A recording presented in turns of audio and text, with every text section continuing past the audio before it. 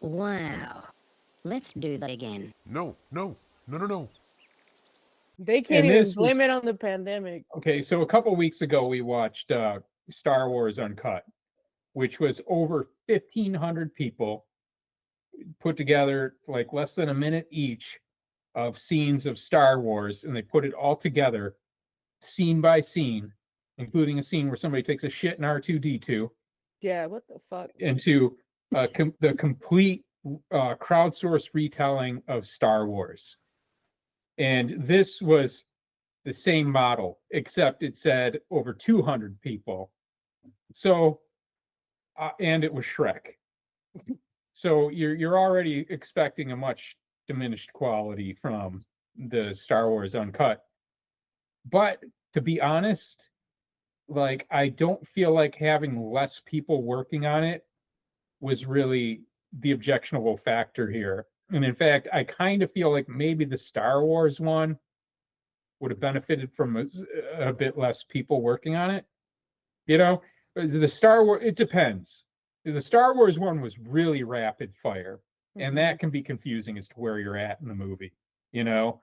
Whereas the Shrek, the scenes were a bit longer. People had more time to establish, like, people got like a full scene to work with, you know, apparently. And there was a lot of, there were parts where there was a lot intermixed in where it was very brief in the Shrek one, accounting for I think the 200. But there were other scenes where it seemed like people had like a full couple minutes kind of thing, and you know I don't think it made it any worse overall than the Star Wars film, depending on you know how much less you like a retelling of Shrek. And the thing for me is that I don't really know the original Shrek.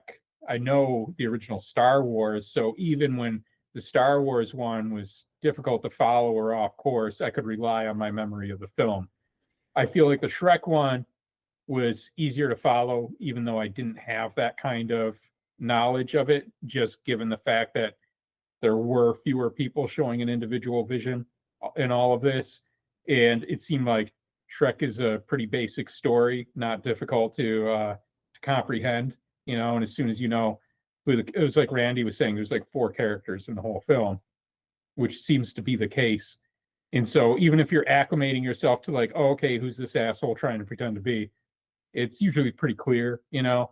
Most of them had at least the sense to be green if they're Shrek. Not all of them. Some of them didn't even have that, you know. And some of it was really Green well hoodie. done. But Yeah. So, some of it was really competent animation, and some of it was just like dipshits running around and, you know, in really poorly done costumes or whatever.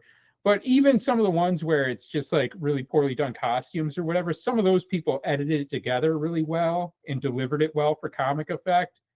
Some did not, you know, just like really phoned it in and we're like, okay, you've insulted the whole project here. But I do think part of the fun of the film isn't that, you know, oh, this scene that somebody really, I feel like fucked up ruins it. It's just being able to be the high judgmental prick watching this and being like, all right, that was pretty good. All right, now fuck you guys or whatever.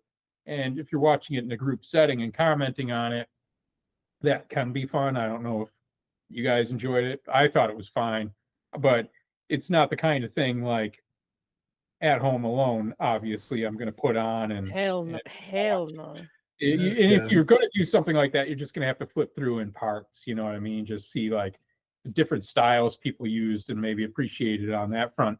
Then again, you're not going to watch Star Wars uncut on your own either. That's a group experience too. Let's all go to the lobby to get ourselves a